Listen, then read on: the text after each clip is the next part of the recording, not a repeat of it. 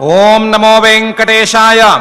జగద్భయ భయావహ జగద్దుఃఖ గణాపహ గోవింద గోవింద.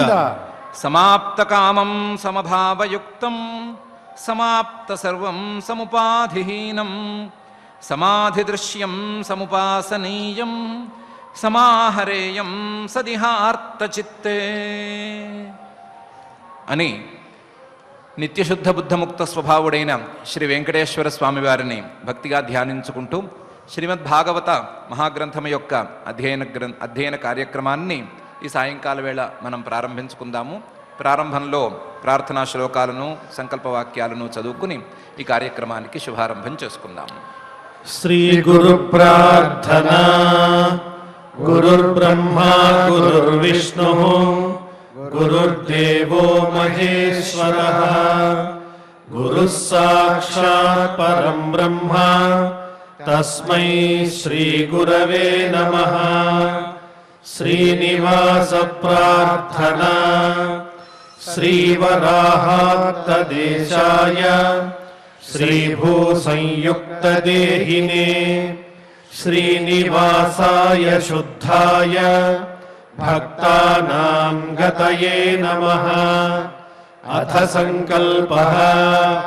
శ్రీమదాదివరాహ క్షేత్రే విరాజమానస్య నిత్యశుద్ధ బుద్ధ ముక్త స్వభావస్య లీలాగృహీత విగ్రహస్య శ్రీ పద్మావతీ జానేః అనుగ్రహేణ అస్మాకం సర్వేషాం బుద్ధిశుద్ధ్యర్థం విద్యాభివృద్ధ్యర్థం భక్తి జ్ఞాన వైరాగ్యాది తదనుకూల సర్వసంపత్ సమృద్ధ్యర్థం శ్రీ పరమేశ్వర ప్రీత్యర్థం శ్రీమద్భాగవత పాఠం కరిష్యామహే.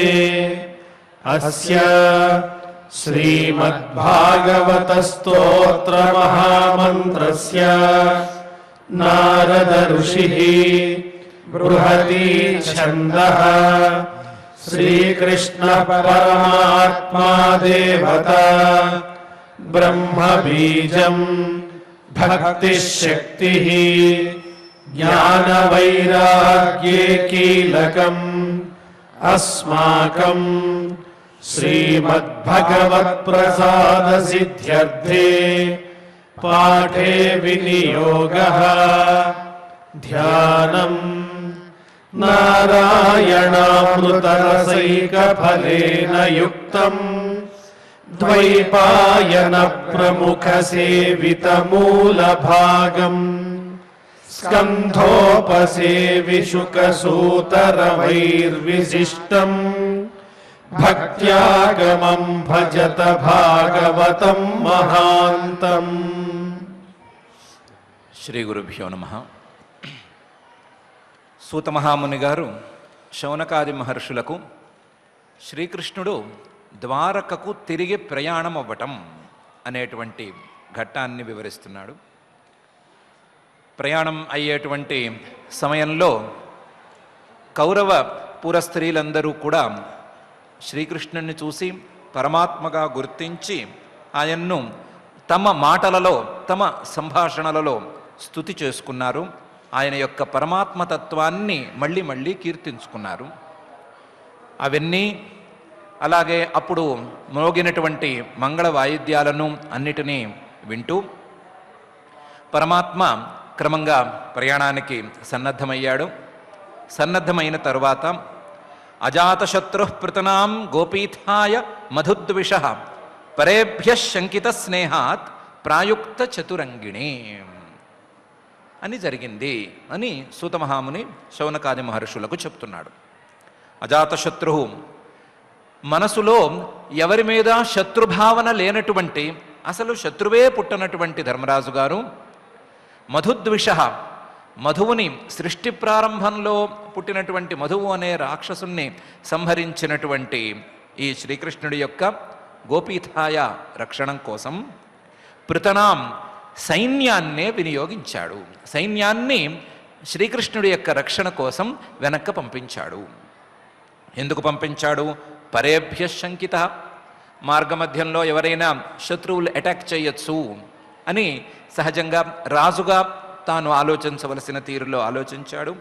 అలాగే స్నేహాత్, ఆ శ్రీకృష్ణుడి మీద ఉండేటువంటి స్నేహం కొద్దీ, ఆయన మీద ఉండేటువంటి ప్రేమ కొద్దీ ఆయనకి తానే వెళ్ళి దిగబెట్టి రావాలి అనేటువంటి కోరిక ఉన్నా అది తీరక తన బదులు సేనను నియోగించాడు. ఎలాంటి ప్రాయుక్త చతురంగిణీం, చతురంగ సేనలను శ్రీకృష్ణుడి యొక్క రక్షణ కింద ఆయన వెనక పంపించాడు.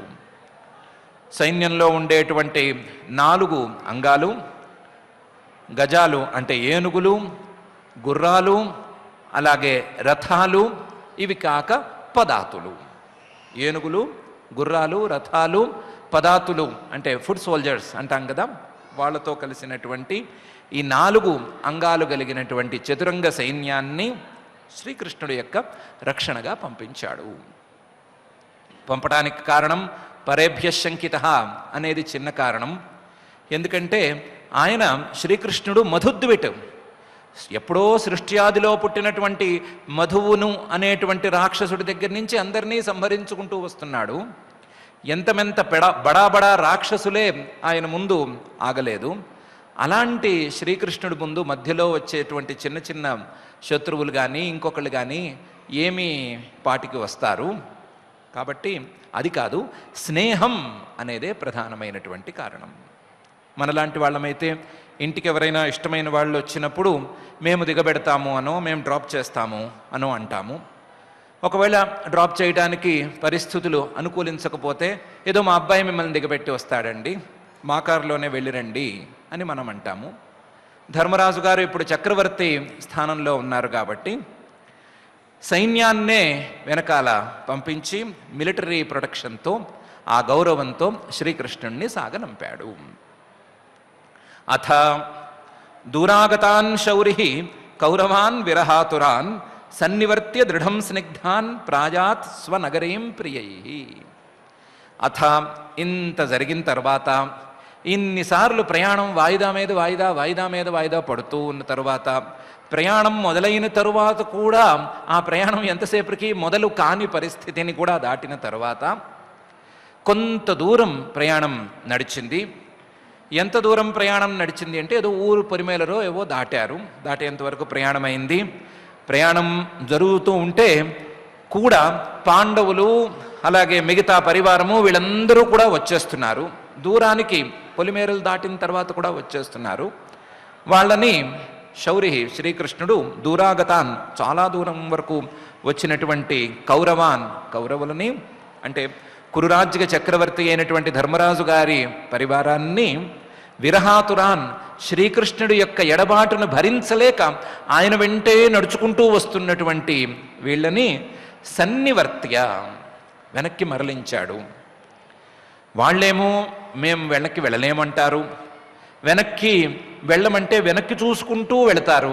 దృఢం స్నిగ్ధాన్, చాలా బలంగా ఆ శ్రీకృష్ణుడి మీద ప్రేమను స్నేహాన్ని పెంచుకుని ఉన్నారు. వాళ్ళు వదలలేక వాళ్ళు వదులుతున్నారు.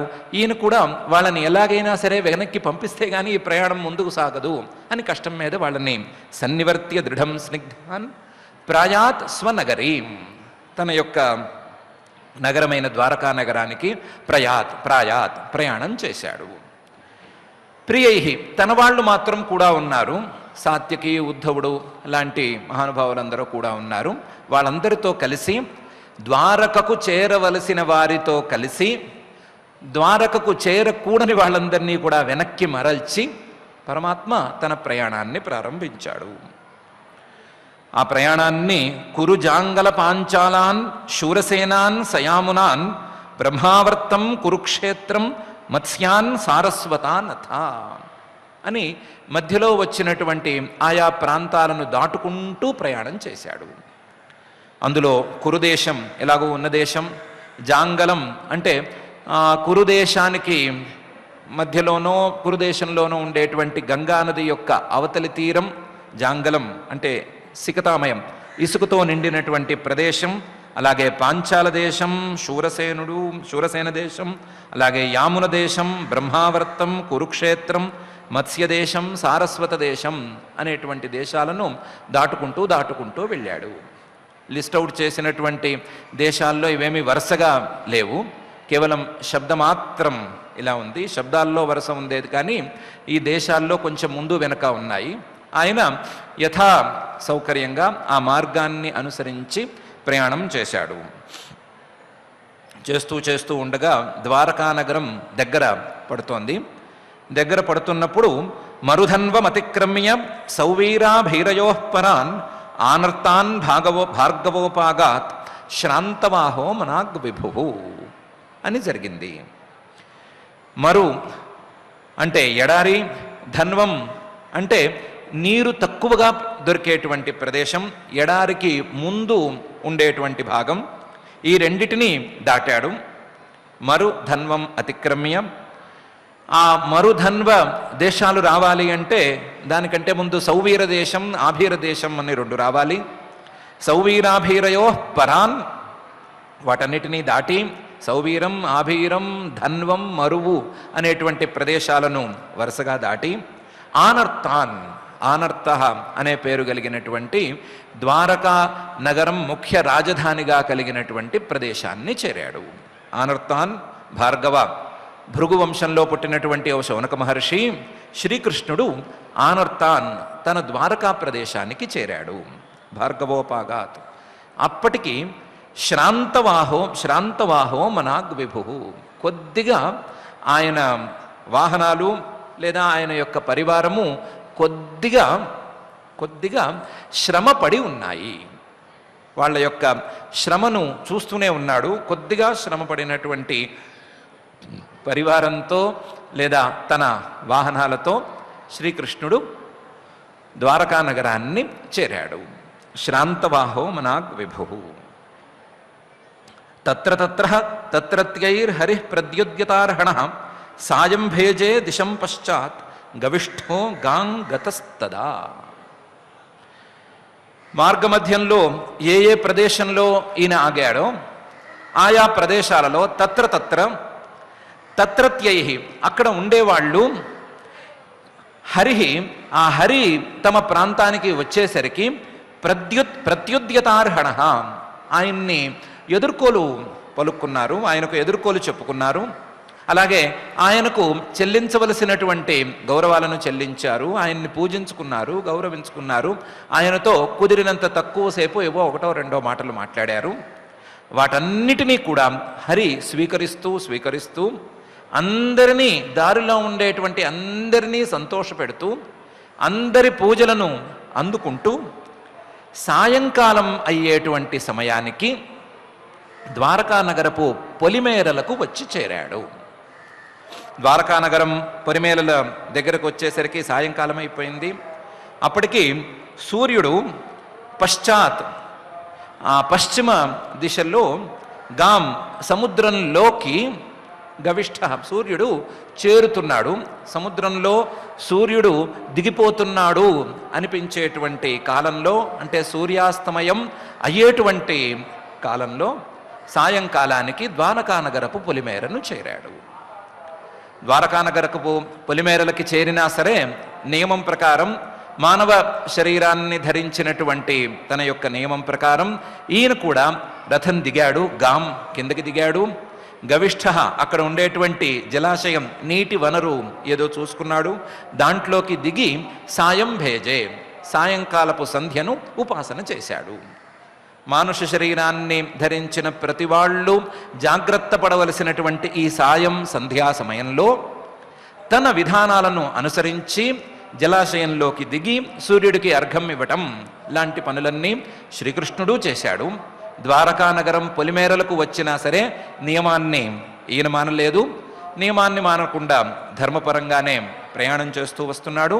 ఆ సమయానికి సూర్యాస్తమానం కూడా అయ్యింది అనే అంశంతో ఈ దశమాధ్యాయాన్ని సూత మహాముని పూర్తి చేశాడు. తత్రత్యై హరి ప్రద్యుద్యతార్హణ సాయం భేజే దిశం పశ్చాత్ గవిష్ఠో గాం గతస్తదా అనే శ్లోకంతో. ఈ దశమాధ్యాయంలో ప్రధానంగా శ్రీకృష్ణ పరమాత్మకు హస్తినాపురంలో పనులన్నీ పూర్తయిపోవటం వలన, లేదా పనులన్నీ అయిపోయినాయి అని అనుకోవటం వలన హస్తినాపురం నుంచి బయలుదేరే సమయంలో ఆ హస్తినాపురంలో ఉండేటువంటి స్త్రీలు ఆయన్ని తత్వంగా భావించి, పరమాత్మతత్వంగా భావించి స్తుతి చేయటం, ఆయన ప్రయాణం చేసి ద్వారకానగరం యొక్క పొలిమేరలకు చేరటం అనేటువంటి అంశాలు ఉన్నాయి. ఈ అంశాలుండేటువంటి 10వ అధ్యాయం పూర్తయిన తర్వాత 11వ అధ్యాయాన్ని ప్రారంభించుకోవాలి. 10వ అధ్యాయం పూర్తి అయినప్పుడు ఇంత వివరణగా ఇంత వర్ణన చేసుకుంటూ వచ్చారు. పరమాత్మ ప్రయాణం అయ్యాడు, మనకు కేవలం కంటెంట్ కావాలి అని అనుకుంటే కేవలం ఆయన ప్రయాణం అయ్యాడు, మధ్యలో 2-3 స్తుతి చేశారు, ఆ స్తుతులన్నీ వింటూ వచ్చాడు అని చెప్పి ప్రయాణం అయ్యాడు, ద్వారకకు చేరాడు అని చెప్పచ్చు. లేదు, స్తుతుల్లో చాలా అంశం ఎక్కువగా ఉంది. స్తుతి అనేది స్తుతి కోసం కాదు, వినేవాళ్లకు పరమాత్మతత్వం కొద్దిగా మనస్సుకు ఎక్కటానికి వీలుగా ఆ స్తుతులన్నీ ఉన్నాయి కాబట్టి స్తుతులను వివరంగానే చెప్పారు అని అనుకున్నాం. స్తుతుల యొక్క ప్రాధాన్యాన్ని మనం దృష్టిలో ఉంచుకున్నాం. ధర్మరాజు గారు 4 అంగాలతో కూడిన సైన్యాన్ని కూడా పంపించాడు. ఈయనేమో వెనక్కి తిరిగి అందరినీ వెనక్కి పంపించాడు. వాళ్ళెవరూ వెనక్కి వెళ్ళటానికి ఇష్టపడలేదు, ఆయన బలవంతాన వెనక్కి పంపించాడు. నిదానంగా ఆయన ప్రయాణం చేశాడు, సాయంకాలం సమయానికి అక్కడికి చేరాడు అనే వివరణ ఇవ్వటంలో తాత్పర్యం ఏమై ఉంటుంది అనేది ఆలోచించుకోవాలి. కేవలం కథలో వర్ణన చేయటమే లక్ష్యంగా ఈ గ్రంథం నడుస్తోంది అని మనం అనుకోవటానికి వీల్లేదు. వర్ణన ప్రధానంగా ఈ గ్రంథం నడవటం లేదు. దాన్ని మించిన అంశం ఏదో ఒకటి ఇందులో ఉంది అని అనిపిస్తోంది. శ్రీకృష్ణ పరమాత్మ స్వదేశానికి వెళుతున్నాడు, స్వప్రదేశానికి వెళుతున్నాడు అనేది దేనికి చిహ్నం అని ఆలోచిస్తే, మనం ఏదో ఒక పూజల సందర్భంలోనో, వ్రతం చేసుకునేటువంటి సందర్భంలోనో, ఏదో ఒక దైవ పూజా కార్యక్రమంలో దేవుణ్ణి ఆవాహన చేసుకుని, భగవంతుణ్ణి ఆయా రూపాలలోకి ఆవాహన చేసుకుని చివరికి ఉద్వాసన చెప్పేటువంటి సమయానికి ప్రతీకగా ఈ ప్రయాణాన్ని అనుకోవచ్చు. మనం ఉద్వాసన చెప్పడం, అయ్యా మీరు వెళ్ళిరండి అని సంస్కృత శ్లోకాలలో లేదా మంత్రాలలో చెప్పేటువంటి అంశానికి ప్రతీకగా ఈ ప్రయాణాన్ని చెప్పుకున్నట్లయితే, భగవంతుడు ప్రయాణం చేస్తున్నప్పుడు, భగవంతుణ్ణి ఉద్వాసన చెప్పేటప్పుడు, వ్రతాది సమయాలలో భగవంతుణ్ణి తిరిగి పంపించేటప్పుడు ఏ విధంగా వ్యవహరించాలి అనటానికి దిక్సూచిక కింద ఇది పనికొస్తుంది. ఏ విధంగా వ్యవహరించాలి అంటే, ఉద్వాసన అయిపోయింది ఇంకా ప్రసాదం తిందాము అనేటువంటి ధ్యాసతో కాకుండా, ఆయన బయలుదేరుతున్నాడు, స్వస్థానానికి వెళుతున్నాడు. ఆ స్వస్థానం మన హృదయస్థానమో లేకపోతే వైకుంఠమో ఏదో ఒకటి, ఆయన వెంట మనం కూడా నడుస్తున్నాము, ఆయన వెంట మనం నడుస్తూ వెళుతున్నాము అనేటువంటి భావనకు, ఆ పూజకు ఫలితమైనటువంటి భగవంతుడితో కలిసి ఉండవలసినటువంటి భావనకు ప్రతీకగా మనం ఈ వర్ణనను అర్థం చేసుకోవచ్చు. ఈ వర్ణనను ఆ విధంగా అర్థం చేసుకుని, పూజ పూర్తయినంత మాత్రాన భగవంతుడు వెళ్ళిపోయినట్లు కాదు, భగవంతుడితో మనం అప్పటికీ కూడా అడుగులు వేస్తూ ఉన్నట్లే. ఆ అడుగులు వేస్తూ ఉన్నటువంటి మనల్ని భగవంతుడు, చాలు మీరు కాసేపు లౌకికమైన వ్యవహారాల్లో కాసేపు మునిగితే మునగండి, కానీ వదలకుండా మళ్ళీ రండి అని చెప్పి వెనక్కి పంపించినట్లు అనే తీరులో దీన్ని అర్థం చేసుకోవచ్చు. ఆ తీరులో అర్థం చేసుకున్నప్పుడు దీని విలువ ఎంత పెరుగుతుంది అనే విషయం మనకే తెలుస్తుంది. ఇలా దశమాధ్యాయంలో ప్రయాణం అనేటువంటి ఘట్టం, మన పూజలో ఉద్వాసన అనేటువంటి ఘట్టం పూర్తయిపోయిన తర్వాత, ఏకాదశాధ్యాయంలో సూత మహాముని ద్వారకాపుర ప్రవేశాన్ని చక్కగా వర్ణిస్తున్నాడు. ఈ ద్వారకాపుర ప్రవేశాన్ని కూడా సూత మహాముని గారు చెప్పినటువంటి వరుస విధానంలోనూ, అలాగే వ్యాస మహర్షి గారు చేసేటువంటి వర్ణనా విధానాల్లోనూ అర్థం చేసుకుంటూనే ఒక చిన్న కొత్త కోణంలో కూడా మనం అర్థం చేసుకునేందుకు ప్రయత్నం చేద్దాం. దానిలో భాగంగానే సూత మహాముని గారు చెప్పారు. సూత ఉవాచ ఆనర్తాన్ స ఉపవ్రజ్య స్వృద్ధాన్ జనపదాన్ స్వకాన్ దద్భౌ దరవరం తేషాం విషాదం శమయన్నివా అని. ఆనర్తాన్, ఆనర్త ప్రదేశం అని దానికి పేరుంది అనుకున్నాం కదా. ఆ ప్రదేశాన్ని ఆయన చేరి ఉపవ్రజ్య, ఆ సమీపానికి చేరి ఉపవ్రజ్య స్వృద్ధాన్, ఆ ఆనర్త ప్రదేశం ద్వారకానగరం ఉండేటువంటి ప్రదేశం చాలా సమృద్ధంగా ఉంది, పాడి పంటలు పుష్కలంగా ఉన్నాయి.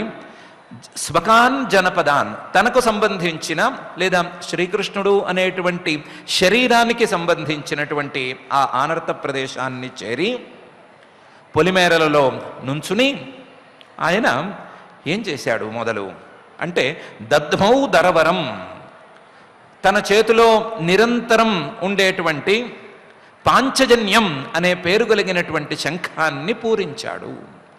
దద్మౌ దరవరం ఎందుకు పూరించాడు అంటే తన రాకను అందరికీ తెలియచేయాలి అని శబ్దం చేశాడు. దద్మౌ దరవరం, తన రాకను అందరికీ ఎందుకు తెలియచేయటం, వెళితే అదే తెలుస్తుంది కదా అంటే కాదు. విషాదం శమయన్నివా, తేషాం విషాదం శమయన్నివా. ఇంతవరకు శ్రీకృష్ణుడు కురుదేశంలో ఉన్నాడు, యుద్ధంలో మునిగి ఉన్నాడు, రాజకార్యాలలో మునిగి ఉన్నాడు అనేటువంటి భావనతో ద్వారకానగరంలో ఉండేటువంటి ప్రజలందరూ కాస్తంత విషాదానికి లోనై ఉన్నారు.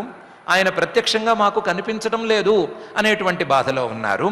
వారి బాధను ఊళ్ళోకి వెళ్ళక ముందే తీర్చేయటం కోసం, వాళ్ళ బాధను మొదటి నుంచే తుడిచిపెట్టడం కోసం ఆయన విషాదం శమయన్నివ దద్మౌ దరవరం, ముందు పాంచజన్యం అనే పేరు కలిగిన తన శంఖాన్ని పూరించాడు. ఆనర్తాన్ స ఉపవ్రజ్య స్వృద్ధాన్ జనపదాన్ స్వకాన్ దద్మౌ దరవరం తేషాం విషాదం శమయన్నివ. స ఉచ్చకాశే ధవళోదరోదరోప్యురుక్రమస్యాధర శోణశోణిమా దాధ్వాయమాన కరకంజ సంపుటే యథాబ్జఖండే కలహంస ఉత్స్వనః. ఆ శంఖం చాలా అందంగా ఉంది. అందంగా ఉంది అని చెప్పటం కంటే అందంగా మారింది అని చెప్పుకోవటం చాలా ఉత్తమం. ఎందుకంటే ఆ శంఖం ఉచ్చకాశే, మామూలుగా ప్రకాశమాయంగా ఉండేటువంటి, ప్రకాశిస్తూ అందంగా ఉండేటువంటి ఆ పాంచజన్యం ఇప్పుడు ఈ సందర్భంలో ఇంకా ఎక్కువగా ప్రకాశించింది. ఉచ్చకాశే, సహజంగా శంఖం కాబట్టి దానికి ఉండేటువంటి రంగు, శంఖానికి ప్రధానంగా ఉండేటువంటి రంగు ధవళోదరః దరః, తెల్లగా ఉంటుంది. లోపల బయట అంతా కూడా తెల్లగా ఉంటుంది. దానికి బయట అయితే కాస్త బంగారపు తాపడాలు అవి చేయించుంటారు కాబట్టి బయట ఎక్కువగా తెలియదు, కానీ లోపల మాత్రం తెల్లగా ఉంటుంది. ధవళోదరోదరః, కానీ అపి అలా అయినప్పటికీ ఉరుక్రమస్య, ఈయన తన రెండు చేతులతోనూ పట్టుకుని నోటి దగ్గర పెట్టుకుని తన పెదవుల్లోంచి గాలిని ఆ శంఖంలోకి తోస్తున్నప్పుడు ఆయన యొక్క రెండు పెదవుల యొక్క ఎర్రదనాన్ని ఈ శంఖం కూడా పుణికిపుచ్చుకుంది. ఎర్రటి రెండు పెదవుల మధ్య, పెదవులకు కాస్తంత దూరంలో, కావలసినంత దూరంలో ఈ తెల్లని మధ్య భాగం కనిపించేటువంటి శంఖం ఉంది. ఉరుక్రమస్య అధర శోణ శోణిమ దాధ్మాయమాన, ఎప్పుడైతే నోటి దగ్గరికి చేరిందో ఆయన గాలి వదిలిపెట్టడం, ఆ గాలికి మహాశబ్దంతో శంఖం ధ్వనించటం అనేది జరుగుతోంది. ఇంకొంచెం ముందుకొచ్చి చూస్తే కరకంజ సంపుటే, ఆయన రెండు చేతులు శంఖానికి రెండు వైపులా ఉన్నాయి. ఆ కరకంజ రెండు చేతులు కలిసి ఒక సంపుటంగా, ఒక దానికి అందమైన స్టాండ్ లాగా ఉన్నాయి. కరకంజ సంపుటే, ఆ రెండు చేతులు పద్మాల్లాగా అందంగా ఉన్నాయి. ఆ అరచేతులు, శ్రీకృష్ణ పరమాత్మ యొక్క రెండు అరచేతులు ఎర్రగా సత్పురుష లక్షణాలతో చక్కగా ఉన్నాయి. అవి కూడా ఎర్రని అరచేతుల మధ్యలో ఆ శంఖం అనేది ఉంది.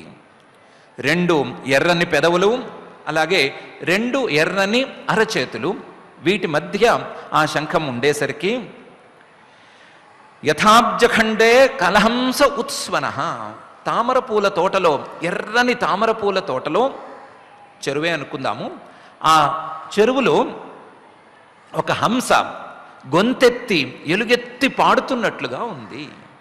యథాబ్జఖండే కలహంస ఉత్స్మన, మంచి హంస, తెల్లగా ఉండేటువంటి హంస ఎర్రటి తామరపూల మధ్యలో నుంచుని గొంతెత్తి అరుస్తున్నట్లుగా, గొంతెత్తి శబ్దం చేస్తున్నట్లుగా శ్రీకృష్ణ పరమాత్మ యొక్క ఎర్రని 2 పెదవులు, ఎర్రని 2 అరచేతుల మధ్యలో ఉండేటువంటి ఆ శంఖం కాస్తంత హంస ఆకారంతో సన్నగా, చివరికి సన్నగా ఉండేటువంటి శంఖం, శబ్దం చేస్తున్నటువంటి శంఖం చాలా అందంగా అనిపించింది అని ఒక్కసారి సూత మహాముని శౌనకాది మహర్షులకు చెప్పాడు.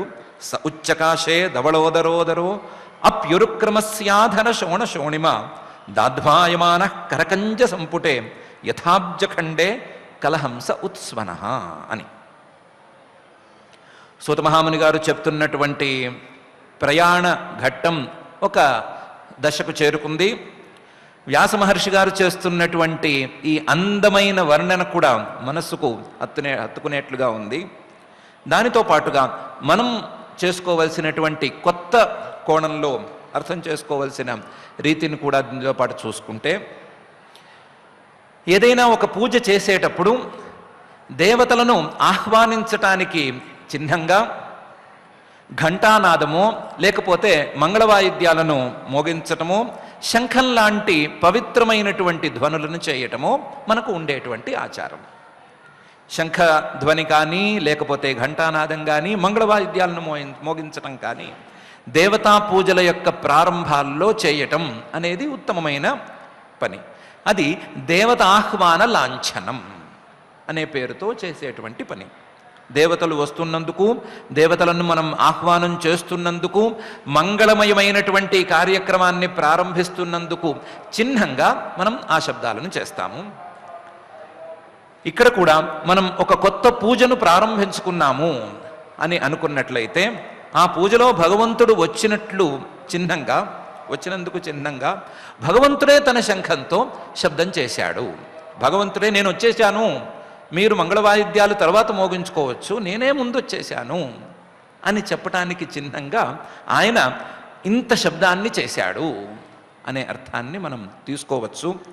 లేకపోతే కేవలం వర్ణన కోసమో, లేకపోతే వరుస క్రమం చెప్పటం కోసమో 2 శ్లోకాలను చెప్పుకునేంత వాళ్ళు కారు వాళ్ళు.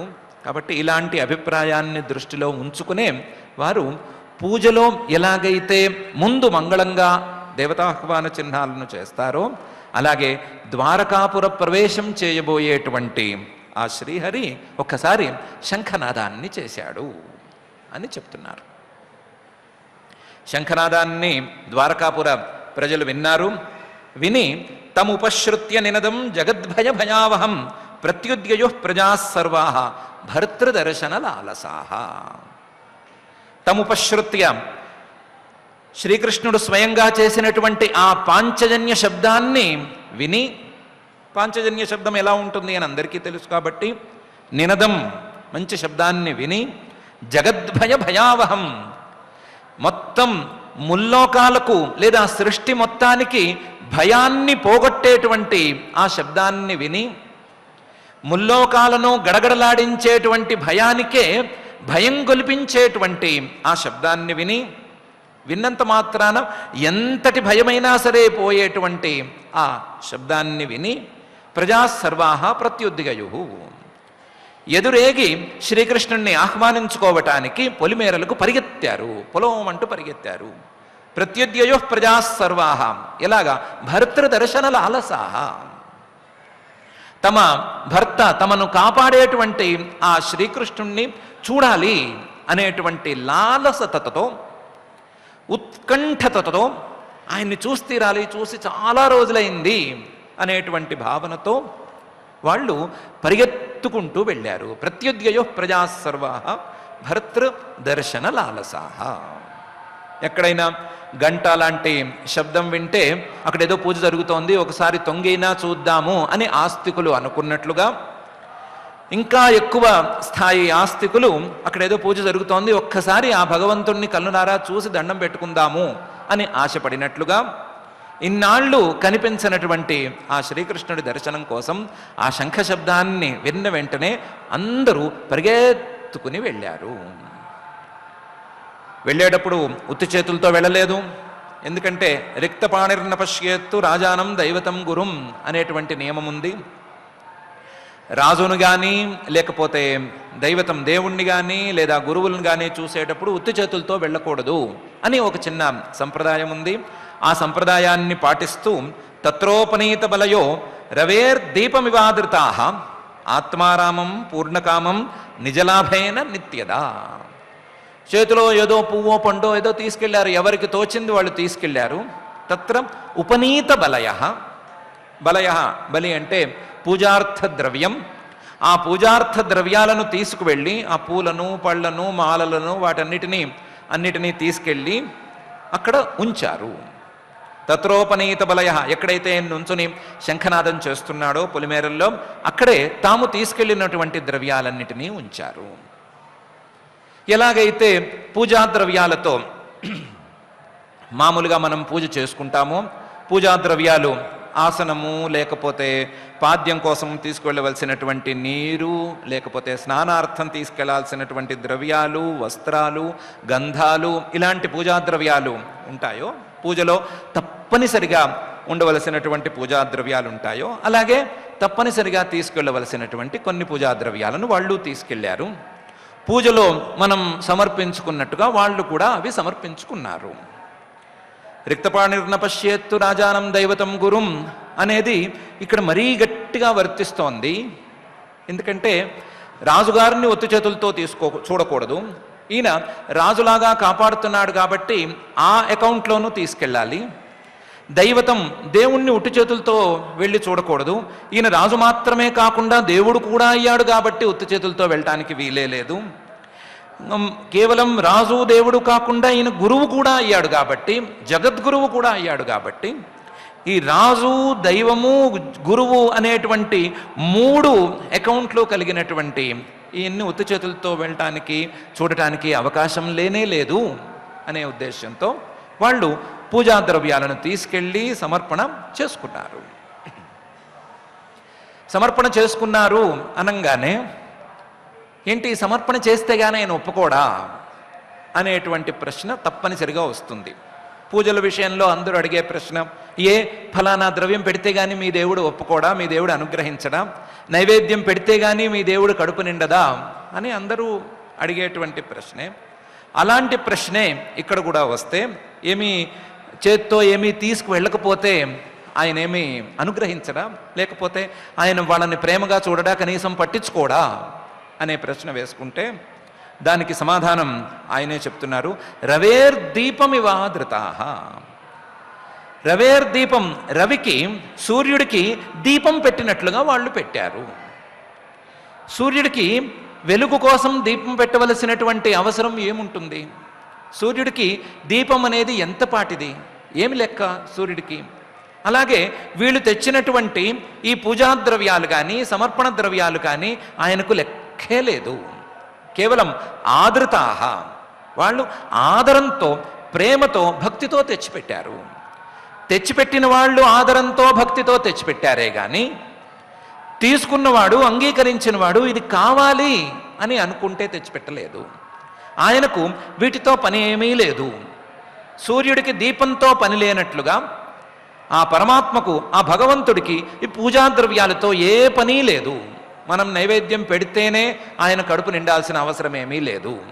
అంతకు మించి చాలా పెద్ద స్థాయిలో ఆయన ఉన్నాడు. ఎంత స్థాయిలో ఉన్నాడు? ఆత్మారామం పూర్ణకామం నిజలాభేన నిత్యదా.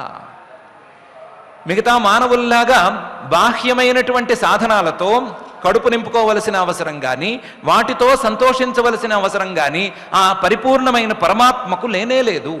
ఆయన ఆత్మారాముడు, తనలో తాను సంతోష స్వరూపంగా ఉండేటువంటి వాడు. బాహ్యమైన పూజా ద్రవ్యాలతో కానీ సమర్పణ ద్రవ్యాలతో కానీ ఆయనకు తృప్తి ఉండేందుకు అవకాశమే లేదు. ఎందుకు? ఆయన పూర్ణకామః. మిగతా మానవులు తమ తమ కోరికలను తీర్చుకోవటం కోసం ప్రయత్నం చేయాలి. ఆయనకు కోరికే లేదు, కోరిక అనే దాని ప్రసక్తే లేదు.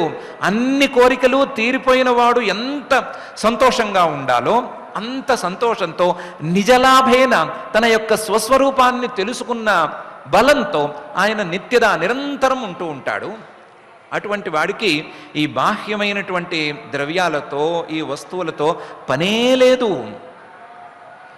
ఈ వస్తువులతో భగవంతుడికి పని లేదు.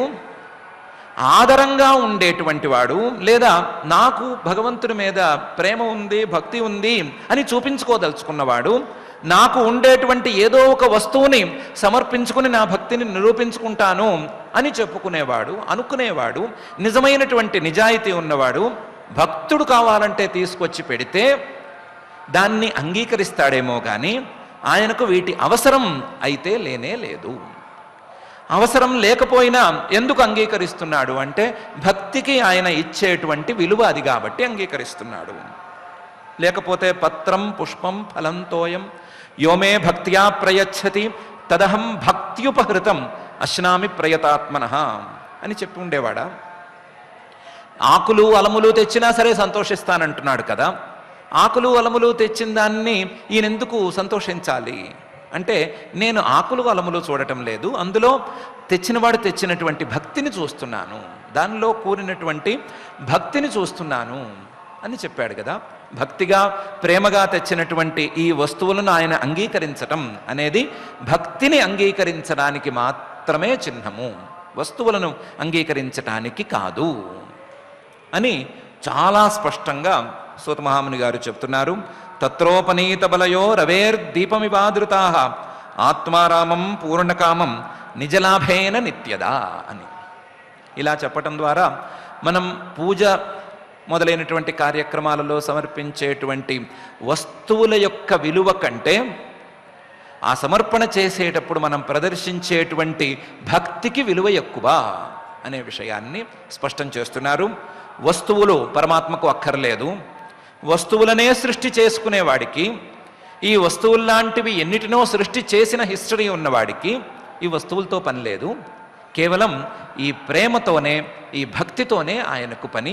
భక్తికి మాత్రమే ఆయన అనుసంధానాన్ని పొందుతాడు కానీ భక్తి కాక వస్తువులతో ఆయన ఏ రకమైనటువంటి సంబంధాలను ఉంచుకోడు అనేటువంటి విషయాన్ని చాలా గట్టిగా చెప్తున్నారు. ఆత్మారామం పూర్ణకామం నిజలాభేన నిత్యదా అనేటువంటి 4 పదాలతో. ఇలా ఆ ద్వారకానగర ప్రజలందరూ తాము తాము తెచ్చినటువంటి వస్తువులను ప్రేమగా పరమాత్మ ముందు ఉంచారు. ఉంచి ప్రీత్యుత్ఫల్ల ముఖా పురోచు హర్ష గద్గదయా గిరా పితరం సర్వసహృదం అవితారమివార్భకా. అందరూ ప్రీత్యుత్ఫుల్ల ముఖా, సంతోషంతో మొహమంతా విప్పారిపోయింది అందరికీ పరమాత్మను చూసినటువంటి ఆనందంతో, పరమాత్మ వచ్చినటువంటి ఆనందంతో మొహం ఇంతలావైపోయింది, చాటంత మొహం అయిందంటారు కదా. అలా ఉత్ఫుల్ల ముఖ, అందరి మొహాలు విచ్చుకుని ఉన్నాయి. అందరూ హర్ష గద్గదయా గిరా, సంతోషంతో మొత్తం గొంతు గద్గదం అయిపోతూ ఉండగా ప్రోచుహు, మాట్లాడడం మొదలుపెట్టారు. ఎలాగైతే పూజ అంతా అయిపోయిన తర్వాత కొన్ని శ్లోకాలను చదువుకోవాలి అని అనుకుంటారో, ప్రార్థనా శ్లోకాలు అవి ఇవి చదువుతారు అనేది ఎలా ఉంటుందో అలాగే వీళ్ళు కూడా మాట్లాడడం మొదలుపెట్టారు. ఎవరితో? పితరం, తమకు తండ్రిలాగా రక్షణను ఇచ్చేటువంటి ఆయనతో మాట్లాడడం మొదలుపెట్టారు. ఎలాగా? ఇవ అర్భకాహ ఇవ, తండ్రితో పిల్లలు ఎంత ప్రేమగా మాట్లాడతారో, తండ్రి కొన్ని రోజులు ఊరు వెళ్ళి మళ్ళీ తిరిగి వస్తే ఆ వచ్చినటువంటి తండ్రితో ఎంత సంతోషంగా పిల్లలు మాట్లాడతారో అంత సంతోషంగా మాట్లాడుతున్నారు. సర్వసహృదం, స్నేహితుడితో పిల్లలు ఎంత శ్రద్ధగా మాట్లాడతారో అంత శ్రద్ధగా, అంత ప్రేమగా మాట్లాడుతున్నారు. ఈయన ఒక్కడికి మాత్రమే స్నేహితుడు కాదు, సర్వసుహృదం, అందరికీ స్నేహితుడే. అందరికీ ఉపకారాపేక్ష లేకుండా లేదా ప్రత్యుపకారాపేక్ష లేకుండా ఉపకారం చేసేటువంటి మహానుభావుడు. కాబట్టి ఆ సర్వసుహృదం, అందరికీ స్నేహితుడైన వాడితో పిల్లలు ఎంత ఆప్యాయంగా మాట్లాడుకుంటారో అంత ఆప్యాయంగా మాట్లాడారు. అవితారం, తమను రక్షించే వారిని పిల్లలు ఎంత శ్రద్ధగా చూసుకుంటారో, తమకు చిన్న చిన్న సహాయాలు చేసేవారిని పిల్లలు ఎంత ప్రేమగా పలకరిస్తారో అంత ప్రేమగా పలకరించారు. పితరం సర్వసుహృదం అవితారం ఇవార్భకాః. ఈ 3 అంశాలు కలిస్తే తండ్రే తమకు స్నేహితుడైతే, ఆ స్నేహితుడైనటువంటి తండ్రే తమకు ఉపకారాలు చేస్తున్నాడు అనే విషయాన్ని పిల్లలు గుర్తిస్తే ఎంత ప్రేమగా మాట్లాడతారో అంత ప్రేమగా ద్వారకా నగర ప్రజలు ఆ పరమాత్మతో మాట్లాడటం మొదలుపెట్టారు. ప్రీత్యుత్ఫుల్లముఖాః ప్రోచుః హర్ష గద్గదయా గిరా పితరం సర్వసుహృదం అవితారం ఇవార్భకాః. ఏమని మాట్లాడారు? నతాస్మతే నాథ సదాంఘ్రి పంకజం విరించ వైరించ్య సురేంద్రవందితం పరాయణం క్షేమమిహేచ్ఛతాం పరం నయత్ర కాలః ప్రభవేత్ పరః ప్రభుః అని. నాథ, ఓ నాథుడా, నతాస్మతే సదాంఘ్రి పంకజం, నీ పాద పద్మాలకు మేము నిరంతరము నమస్కారం చేసుకుంటూ ఉంటాము. నతాస్మతే నాథ సదా అంఘ్రి పంకజం, నీ పాద పద్మాల కింద మేము నిరంతరం పడి ఉంటాము. నీ పాద పద్మాల దగ్గర మేము వినయంగా సాగిలపడి ఉంటాము. నతాస్మతే నాథ సదా అంఘ్రి పంకజం. ఈ అంఘ్రి పంకజం ఎంత గొప్పది అని మాకు తెలుసు.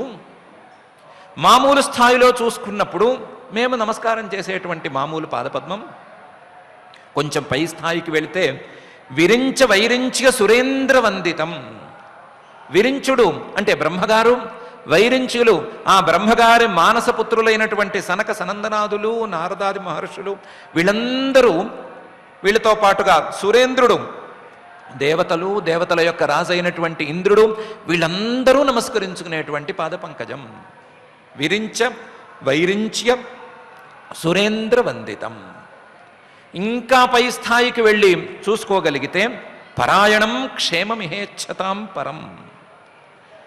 ఇహ ఈ సంసారంలో ఉండేటువంటి కష్టాలను దాటి క్షేమం, ఒక మంచి ఏ కష్టము లేని స్థానాన్ని చేరాలి అని అనుకునే వారికి క్షేమం ఇచ్చతాం పరం పరాయణం, చేరదగినటువంటి ఒకే ఒక చోటు. ఈ సంసారంలో ఉన్నవన్నీ కష్టాలే అని తేల్చుకుని ఈ కష్టాల నుండి మేము నివృత్తిని పొందాలి అని కోరుకున్న వారు ఎవరైనా ఉంటే, అలా కోరికను తీర్చుకోవాలనుకుంటే వారు చేరవలసినటువంటి, వారు చేరి తీరవలసినటువంటి చివరి మజిలీ లాంటి ప్రదేశం మామూలు పాదపంకజం, బ్రహ్మాదులు నమస్కరించే పాదపంకజం, చేరవలసినటువంటి స్థాన రూపంలో ఉండేటువంటి పాదపంకజం ఇది. పరాయణం క్షేమమిహేచ్ఛతాం పరం నయత్ర కాలః పరమే ప్రభవేత్ పరః ప్రభుః. ఎలాంటి పరాయణం అంటే కాల ప్రభావం కూడా లేనటువంటి, కాలం కూడా పనిచేయనటువంటి స్థానం అది. నయత్ర కాలః ప్రభవేత్ పరమః ప్రభుః. అందరినీ ఏడిపించేటువంటి కాలం, అందరినీ మార్చేటువంటి కాలం, బళ్ళను ఓడల్ని, ఓడల్ని బళ్ళను చేసేటువంటి కాలం, మార్పును నియంత్రించేటువంటి కాలం, ఎక్కడ పని చేయకుండా ఉంటుందో అటువంటి స్థానం నీ పాదాల స్థానం, నీ పాదాంబుజం అనేటువంటి స్థానం. కాలం యొక్క ప్రభావానికి లోను కాకుండా, కాలం చేసేటువంటి మార్పులకు కూడా లోను కాకుండా శాశ్వతంగా నిత్యంగా ఉండేటువంటి నీ పాద పంకజాన్ని మేము నిరంతరం నమస్కరిస్తూ ఉన్నాము. నీ పాదార విందాలకు మేము సాగిలపడుతున్నాము అని ముందు వినయాన్ని ప్రదర్శించారు. నతాస్మతేనాథ సదాంఘ్రి పంకజం విరించ వైరించ్య సురేంద్రవందితం పరాయణం క్షేమమిహేచ్ఛతాం పరం నయత్ర కాలః ప్రభవేత్ పరః ప్రభు అని. భవాయనస్త్వం భవ విశ్వభావన త్వమేవ మాతాథ సుహృత్పతి పితా త్వం సద్గురుర్నః పరమం చ దైవతం యస్యానువృత్త్యా కృతినో బభూవిమా అని కూడా 2వ శ్లోకంలో అన్నారు. అయ్యా, మేము నీ ముందు సాగిలపడి ఉన్నాము. నీవు మాకు త్వం నః భవాయ భవ, మాకు సమృద్ధిని ఇవ్వు, మాకు సుసంపన్నతను ప్రసాదించు. భవాయనస్త్వం భవ, నీకదేం పెద్ద కష్టమైన పని కాదు. విశ్వభావన, ఈ ప్రపంచాన్నే సృష్టి చేయగలిగిన సామర్థ్యం ఉన్నవాడివి నీవు, ప్రపంచాన్నే సృష్టి చేసేవాడివి నువ్వు. కాబట్టి మాకు సమృద్ధులను ఇవ్వటం అనేది నీకు పెద్ద పనే కాదు. భవాయనస్త్వం భవ విశ్వభావన. నువ్వు నేనెందుకు ఇవ్వాలి అని మాత్రం అడగకూడదు. ఎందుకంటే త్వమేవ మాత, నీవే మాకు తల్లివి, నీవే మమ్మల్ని తల్లిలాగా రక్షించవలసినటువంటి వాడివి. త్వమేవ మాత అథ సుహృత్, మాకు స్నేహితుడివి కూడా నీవే. మాకు ప్రత్యుపకారాపేక్ష లేకుండా, ప్రత్యుపకారం యొక్క ప్రసక్తే లేకుండా ఉపకారం చేసేవాడివి నువ్వే. అంతేకాదు పతి, మాకు స్వామివి, మాకు భర్తవు లేదా మాకు రాజువు కూడా నువ్వే. పిత, మా తండ్రివి కూడా నువ్వే. త్వమేవ మాతాథ సహృత్పతి పిత. త్వం సద్గురు, నీవు మాకు గురువుకు కూడా, మాకు ఉపదేశాలను చేసి మమ్మల్ని సన్మార్గంలో నడిపించేది కూడా నువ్వే. త్వం సద్గురు నః పరమం చ దైవతం, మాకు నీవే దేవుడివి కూడా. నువ్వే తల్లివి, నువ్వే తండ్రివి, నువ్వే స్వామివి, నువ్వే స్నేహితుడివి, నువ్వే గురువువి, నువ్వే దేవుడివి, అన్నీ నువ్వే. కాబట్టి నీవు తప్ప మాకు వేరెవ్వరూ ఏ రూపంలోనూ లేరు. కాబట్టి ఉన్నవాళ్ళందరూ ఈ మాతా పిత సుహృత్ పతి గురు లేదా దైవతం అనే వాళ్ళందరూ కూడా నీ యొక్క రూపాలే. కాబట్టి త్వం సద్గురుర్నః పరమం చ దైవతం, నువ్వు నః భవాయ భవ, మాకు ఆయా రూపంలో ఇవ్వవలసినటువంటి సమృద్ధులను ఇవ్వు.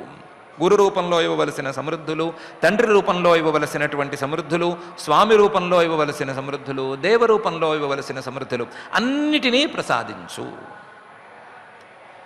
సరే, నేనన్నిటినీ ప్రసాదిస్తే మీరేం చేస్తారు అంటే దాన్ని తీసుకుని ఎంజాయ్ చేస్తాము అని కాదు. యస్యానువృత్యా కృతినో మభూవిమ, నిన్ను అనుసరిస్తాము, నీవు చెప్పినట్లుగా నడుచుకుంటాము, నీవు చెప్పినట్లుగా మేము ధర్మ మార్గంలోనూ జ్ఞాన మార్గంలోనూ నడుస్తాము. యస్య అనువృత్య, నిన్ను అనుసరిస్తే, నిన్ను అనుసరించి నడుచుకుంటే కృతినో బభూవిమ, మేమే కృతార్థులం అవుతాము. మేము కృతార్థులము కావాలి అనే నువ్వు ఉపదేశాలను చేస్తున్నావు, రక్షణ మొదలైన కార్యక్రమాలను నువ్వు స్వీకరిస్తున్నావు. ఆ కృతార్థతను సాధించేందుకు మేము ప్రయత్నం చేసుకుంటాము. ఆ ప్రయత్నానికి వీలైనటువంటి సమృద్ధులను నీవు మాకు ప్రసాదించవలసింది అని. భవాయనస్త్వం భవ విశ్వభావన, త్వమేవ మాతాథ సుహృత్పతి పిత, త్వం సద్గురుర్నః పరమం చ దైవతం, యస్యానువృత్యా కృతినో బభూవిమ అని ద్వారకా నగరవాసులందరూ పరమాత్మతో అన్నారు. ఇదైన తర్వాత తమకు మాత్రమే కలిగేటువంటి అదృష్టాన్ని కూడా ఒకసారి స్మరించుకుని ఆ అదృష్టాన్ని కూడా పై శ్లోకంలో చెప్తున్నారు. అహో సనాథా భవతాస్మయద్వయం త్రైవిష్టపానామపి దూరదర్శనం ప్రేమస్నిత స్నిగ్ధ నిరీక్షణాననం పశ్యేమ రూపం తవ సర్వ సౌభగం అని. అహో, మా అదృష్టం గురించి ఏం చెప్పుకోవాలి. సనాథా భవతాస్మ, మేము మా గురించి గొప్పగా చెప్పుకుంటాము. మీరెవరు అని ఎవరైనా అడిగితే మేము శ్రీకృష్ణుడి పాలనలో ఉండేటువంటి వాళ్ళము అని చెప్పుకుంటాము. నీ పేరు కలిపి చెప్పుకుంటాము. శ్రీకృష్ణుడి పాలనలో ఉండేటువంటి దేశానికి చెందిన ప్రజలము అని చెప్పుకుంటాము. సనాథాః భవతాస్మ, నీ పేరు చెప్పుకుని ఉంటున్నాము, నీ పేరులో ఉండేటువంటి రాజ్యంలో ఉంటున్నాము, నీ పేరుతో కలిసి ఉంటున్నాము, నీవు రాజుగా మేము ఉంటున్నాము. సనాథ భవతాస్మ. ఇంతేకాదు, నీవు ఎలాంటి రాజువి అంటే ఏదో లోపల ఎక్కడెక్కడో దాక్కుని కూర్చునేటువంటి రాజువి కావు, నిత్యం మాకు దర్శనమిచ్చేటువంటి మహానుభావుడివి. యద్వయం త్రైవిష్టపానామపి దూరదర్శనం, త్రైవిష్టపానం స్వర్గంలో ఉండేటువంటి దేవతలకు కూడా దూరదర్శనం, చాలా కష్టపడితే కానీ దొరకనటువంటి నీ దర్శనాన్ని రోజు పొందుతున్నాము. త్రైవిష్టపానామపి దూరదర్శనం ఎలాంటిది? ప్రేమ స్నిత స్నిగ్ధ నిరీక్షణాననం పశ్యేమ రూపం. ప్రేమతో కూడినటువంటి, స్మిత చిరునవ్వుతో కూడినటువంటి, స్నిగ్ధ స్నేహంతో కూడినటువంటి నిరీక్షణ కనులు కలిగినటువంటి ఆననం ముఖాన్ని, ఆ ఆననం కలిగినటువంటి ఆ ముఖం కలిగినటువంటి రూపం శరీరాన్ని నిత్యం చూస్తున్నాము. తవ సర్వసౌభగం, అన్ని రకాలుగాను భాగ్యవంతమైనటువంటి, అన్ని రకాలుగాను గొప్పదైనటువంటి నీ యొక్క ఆ రూపాన్ని మేము నిత్యం చూస్తూ ఉన్నాము. ఎలాంటి రూపాన్ని చూస్తున్నాము అంటే, ఏ అవయవ లక్షణం తీసుకున్నా సరే ఆ అవయవ లక్షణం సవ్యంగా ఉండేటువంటి నీ రూపం చూస్తున్నాము. ఆ అవయవాల్లో కల్లా ప్రధానమైనటువంటి ముఖం ఎంత గొప్పదో చూస్తూనే ఉన్నాము. ఆ ముఖంలో ఉండేటువంటి ప్రేమ, ఆ ముఖంలో ఉండేటువంటి స్నేహం, ఆ ముఖంలో కనిపించేటువంటి చిరునవ్వు, వీటన్నిటినీ చూస్తున్నాము. అందులోనూ ప్రధానమైనటువంటి నీ కళ్ళను చూస్తున్నాము. ఆ కళ్ళల్లో ప్రేమ నిరంతరం కురవటం చూస్తున్నాము. ఆ కళ్ళలోంచి చిరునవ్వు చిందించేటువంటి ఆ అందాన్ని చూస్తున్నాము. దానిలో కురిసేటువంటి స్నేహాన్ని, చూసేవాళ్ళ ప్రతి వాళ్ళ మీద కురిసేటువంటి ఆ స్నేహాన్ని మేము చూస్తున్నాము. అలాంటి ప్రేమ స్మిత స్నిగ్ధ నిరీక్షణాననం పశ్యేమ రూపం తవ సర్వ సౌభగం.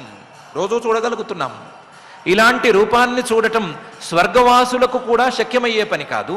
వాళ్ళు కూడా ఎంతో కష్టపడితే స్వర్గం నుండి ద్వారకకు ప్రయాణమయ్యి వస్తే అప్పుడు కనిపించేటువంటి రూపం. ఇలాంటి రూపాన్ని మేము రోజు చూడగలుగుతున్నాము. ఇంతకు మించి మా గొప్పదనం ఏమని చెప్పుకోవాలి? నీ పేరుతో కలిసినటువంటి మా పేరుని ఏమని చెప్పుకోవాలి అని అహో సనాథా భవతాస్మయద్వయం త్రైవిష్టపానామపి దూరదర్శనం ప్రేమస్మిత స్నిగ్ధ నిరీక్షణాననం పశ్యేమ రూపం తవ సర్వ సౌభగం అని పరమాత్మను నిత్యం దర్శించుకునేటువంటి ఆ అదృష్టాన్ని గురించి వారే తలుసుకుని, వారే మురిసిపోయి ముక్కలైపోయి ఆ మురిపాన్ని పరమాత్మకే తెలియచెప్తున్నారు. చెప్పి, ఇంత నీ మీద ప్రాణాలు పెట్టుకుని ఉన్నాం కదా, నీ మీదే మా ఆశలన్నీ కూడా ఉన్నాయి కదా, ఇలాంటప్పుడు నువ్వు మమ్మల్ని వదిలిపెట్టి ఎందుకు వెళ్ళావు అని మాత్రం గట్టిగా పిల్లలు ప్రశ్నించినట్లుగా ప్రశ్నించారు. ఏమని? యహ్యంబుజాక్షాపససారభో భవాన్ కురూన్ మధూన్ వాథ సహృద్య దీక్షయా తత్రాబ్దకోటి ప్రతిమః క్షణో భవేత్ రవిం వినాక్ష్ణోరివ నస్తవాచ్యుత. యర్హి, ఒకవేళ ఎప్పుడైతే నువ్వు ఇక్కడి నుంచి వెళ్ళిపోయావో, అంబుజాక్ష పద్మాల్లాంటి విరిసినటువంటి పద్మాల్లాంటి కనులతో చూసేటువంటి ఓ అంబుజాక్ష, పద్మాల్లాగా చలవ చేసేటువంటి కళ్ళతో చూసేవారికి ఆహ్లాదం కలిగేటట్లుగా చూడబడేవారికి ఆహ్లాదం కలిగేటట్లుగా చూసేటువంటి ఓ అంబుజాక్ష, మమ్మల్ని విడిచిపెట్టి నువ్వు ఇక్కడి నుంచి వెళ్ళిపోయావు అంటే ఎక్కడికి వెళ్ళాలి అంటే, ఏదో రాజకార్యాలున్నాయి అని కురుదేశానికి వెళితే వెళ్ళొచ్చు, లేదా మధున్ బృందావనానికైనా వెళితే నీ పని మీద వెళితే వెళ్ళవచ్చు. పాపం ఆయన మళ్ళీ బృందావనానికి వెళ్ళలేదు అని వేరే సంగతి. నువ్వు ఎక్కడికైనా వెళ్ళవయ్యా, కురుదేశానికైనా వెళ్ళు, బృందావనానికైనా వెళ్ళు, ఎక్కడికైనా వెళ్ళు. ఎక్కడికి వెళ్ళినా సరే మా పరిస్థితి ఏంటి అని ఒకసారి గమనించుకోవాలి కదా. మా పరిస్థితిని గమనించకుండా ఎలా వెళ్తావు? మా పరిస్థితి ఎట్లా ఉంది అంటే, కళ్ళు కనిపించకపోతే, మొత్తం చుట్టూ ఉన్నదంతా చీకటి అయిపోతే, ఏమీ కనిపించని పరిస్థితిలో ఎలా ఉంటుందో అలా అయిపోయింది. ఏమీ కనిపించట్లేదు, ఏమి చుట్టూ ఏమీ కానరాదు, చిమ్మ చీకటిలో ఉంటే ఏమవుతుందో అది అయిపోయింది. ఏమవుతుంది? చిమ్మ చీకటిలో ఉండే ఏమవుతుంది? హాయి కళ్ళు మూసుకొని నిద్రపోవచ్చు కదా అంటే అలా కాదు. చిమ్మ చీకటిలో ఉండేటువంటి వాడికి అబ్దకోటి ప్రతిమః క్షణో భవేత్. ఒక్కొక్క క్షణము కూడా ఏదో చాలా ఎక్కువ కాలం, సుదీర్ఘకాలం గడిచినట్లుంటుంది. ఆ భయానికి, ఏమీ కనిపించినటువంటి గందరగోళానికి ఏదో సంవత్సరాలు దాటిపోయినట్టు ఉంటుంది. క్షణం ఒక యుగంగా గడిచింది అని చెప్పుకుంటారు కదా, అలా తయారైపోతుంది. తత్ర అబ్దకోటి ప్రతిమః క్షణో భవేత్ రవిం వినా అక్ష్ణోహో ఇవ.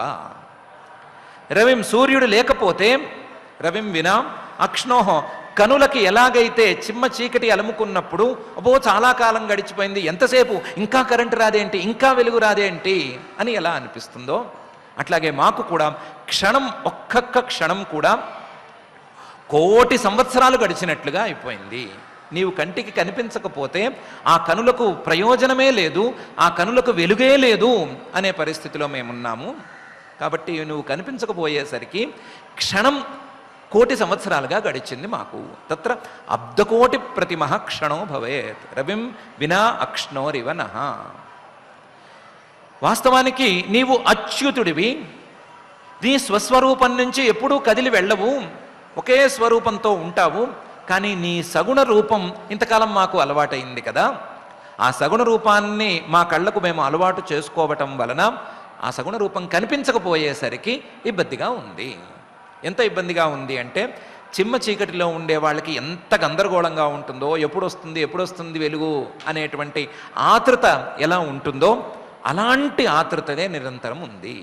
మేము నీ మీద అంత ప్రాణాలు పెట్టుకుని ఉన్నాము, ఇలాంటి వాళ్ళని మమ్మల్ని విడిచిపెట్టి వెళ్ళటం ఏమాత్రం న్యాయం? యహ్యంబుజాక్ష అపససారభో భవాన్ కురూన్ మధూన్ వాథ సుహృద్ది దీక్షయ. అక్కడేదో చాలామందికి ఉపకారాలు చేయాలి, వాళ్ళందరినీ చూడాలి, అనుగ్రహించాలి అనే ఇష్యూ ఉండనే ఉంది, కాదనట్లేదు.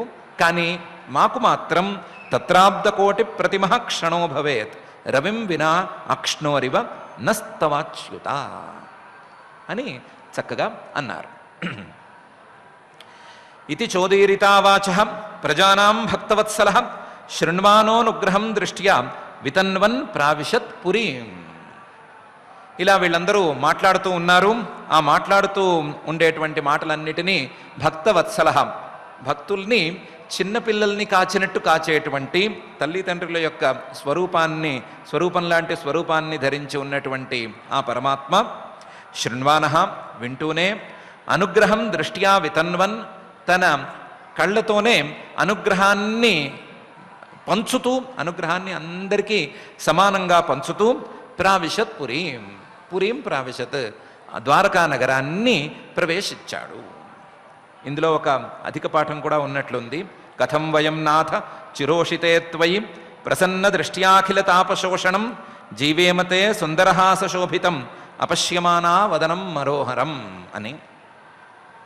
అయ్యా, నువ్వు ఇంతకాలం పాటు సుదీర్ఘకాలం పాటు వేరే దేశానికి వెళ్ళిపోయి అక్కడే నివాసం ఉండిపోతే, ప్రసన్న దృష్ట్యాఖిల తాపశోషణం, నీ ప్రసన్న దృష్టి మమ్మల్ని సోకకపోతే, నీ ప్రసన్న దృష్టి సోకి మా యొక్క తాపాలన్నీ పోకపోతే కథం జీవేమా, ఎలా బతుకుతాము? నీ సుందర హాసశోభితం వదనం అపశ్యమానా, సుందరమైనటువంటి నీ నవ్వుతో కూడిన ముఖాన్ని చూడకుండా మేము ఎలా బతుకుతాము? కథం జీవేమ, మనోహరం, మనస్సుకి ఆహ్లాదాన్ని కలిగించేటువంటి నీ రూపాన్ని చూడకపోతే కథం జీవేమా, ఎట్లా బతుకుతాము అని కూడా మధ్యలో అన్నారు కొంతమంది. ఆ మాటలను కూడా వింటూ ఇది చోదీరితావాచ ప్రజానాం భక్తవత్సల శృణ్వానోనుగ్రహం దృష్ట్యా వితన్వన్ ప్రావిశత్ పురీం. లోపలికి వచ్చేశాడు. పురప్రవేశం అయ్యేసరికి ఆ పురాన్ని వర్ణించటం చూసుకుంటే, మధు భోజ దశార్హార్హ కుకురాంధక వృష్ణిభి ఆత్మతుల్య బలైర్గుప్తాం నాగైర్భోగవతీమివా. అవటానికి చిన్న రాజ్యం కానీ గట్టి రాజ్యం అది. ఎందుకంటే యదువు గారు అని ఒక మహానుభావుడు ఉండేవాడు. ఆయన ఎప్పుడో చాలా పాతవాడు. ఆయన తరువాత క్రమంగా ఆ యదువు గారి వంశం యాదవ వంశం అనే పేరుతో క్రమంగా పెరుగుతూ వచ్చింది. అది కొంచెం శాఖోపశాఖలుగా చీలి, వంశవృక్షం చీలేటట్లుగా చీలి 7గా చీలి ఉంది.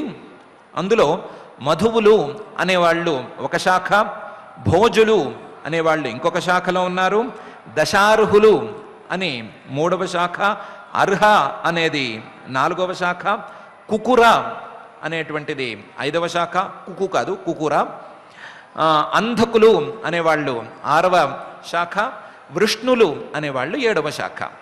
ఈ 7 శాఖల వాళ్ళు ఈ నగరంలో ఉన్నారు. 7 శాఖల వాళ్ళు కూడా మహాబలవంతులు.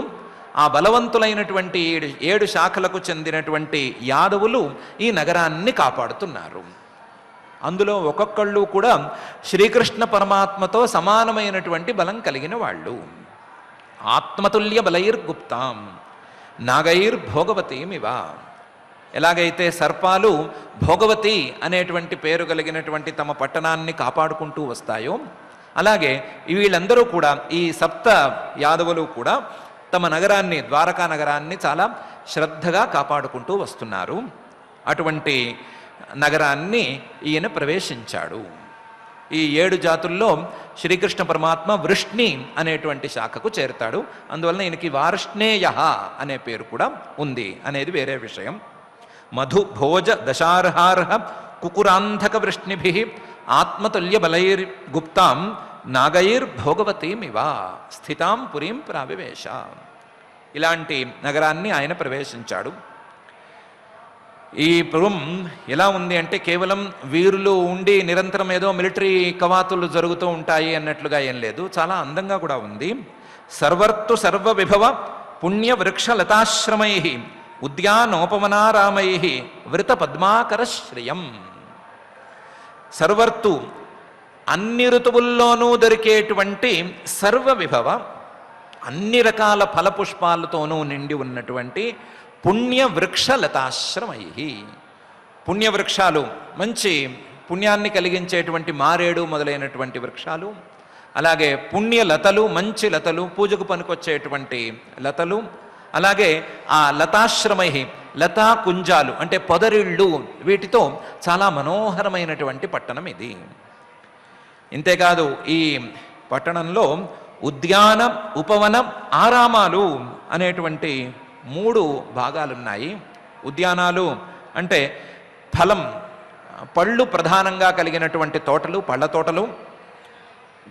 ఉపవనాలు అంటే పూల తోటలు, ఇవి కూడా ఉన్నాయి. ఆరామాలు అంటే జనాలకి కాస్త రిలాక్సేషన్కి వాటికి వీలుగా ఉండేటువంటి క్రీడా మైదానాలు, క్రీడా ప్రదేశాలు లాంటివి, ఇవన్నీ కూడా సమృద్ధిగా ఉన్నాయి. ఉద్యాన ఉపవన ఆరామై వృతం పద్మాకర శ్రియం. ఎక్కడ పడితే అక్కడ చెరువులు, ఆ చెరువుల నిండా తామర పూలు, ఆ తామర పూలతో ఈ పట్టణం చాలా అందంగా ఉంది. పట్టణం నిండా ఉద్యానవనాలు లేదా ఉపవనాలు, ఆరామాలు, చెరువులు, చెరువుల్లో తామర పువ్వులు వీటితో ఉన్నాయి. వాటిల్లో ఉండేటువంటి వృక్షాలన్నీ పుణ్యవృక్షాలు, ఉండే లతలన్నీ పుణ్యలతలు. అవన్నీ కూడా వాళ్ళు స్పెషల్ హార్టికల్చర్ టెక్నాలజీని వాడుతున్నారనుకుంటాను. అందువలన అన్ని ఋతువుల్లోనూ అన్నీ కాచేటట్లుగా ఉన్నాయి. ఏ ఋతువుల్లో, శీతాకాలంలో వెళ్ళినా సరే మామిడి పండు కూడా దొరుకుతుంది, లేదా వేసవి కాలంలో వెళితే ఆపిల్ కూడా దొరకచ్చు. ఇలా అన్ని ఋతువుల్లో అన్ని ఫలాలు, అన్ని పుష్పాలు ఉండేంత శోభాయమానంగా ఉండే ఆ నగరాన్ని ఈయన చేరాడు. కేవలం శోభాయమానంగా ఉండటం కాదు, శ్రీకృష్ణుడు వచ్చేస్తున్నాడు అనే వార్త వినంగానే అందరూ ఆ పట్టణాన్ని స్వచ్ఛ ద్వారకా ప్రోగ్రాం కూడా చేపట్టారు మరింత ఎక్కువగాను.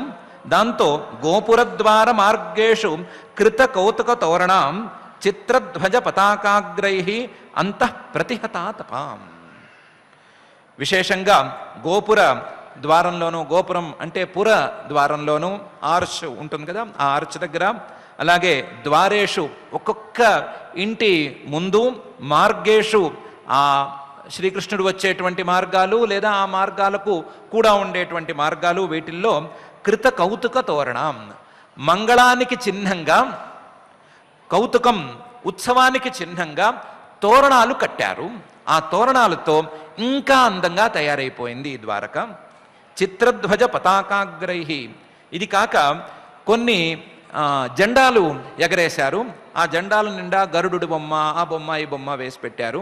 ఆ బొమ్మలు మాత్రమే కాకుండా రక్షణ కోసం యంత్రాలను కూడా కొన్ని పతాకల మీద వేసి వాటిని కూడా ఎగరవేశారు. యంత్రాలతో కూడిన, బొమ్మలతో కూడినటువంటి ఈ జెండాలు రెపరెపలాడుతున్నాయి. ఆ రెపరెపలాటలతో ఈ నగరం ఇంకా అందంగా ఉంది.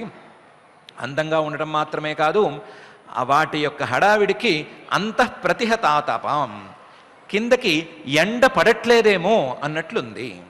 అన్ని ధ్వజాలు ఎగురుతున్నాయి.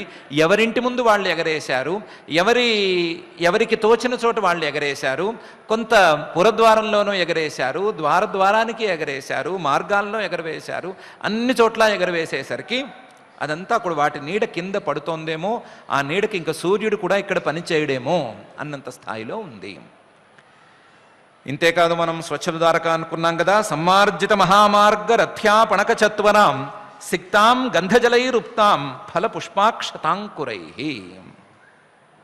ఏం చేశారు? ముందు మొత్తం ఊరంతా ఊడ్చేశారు.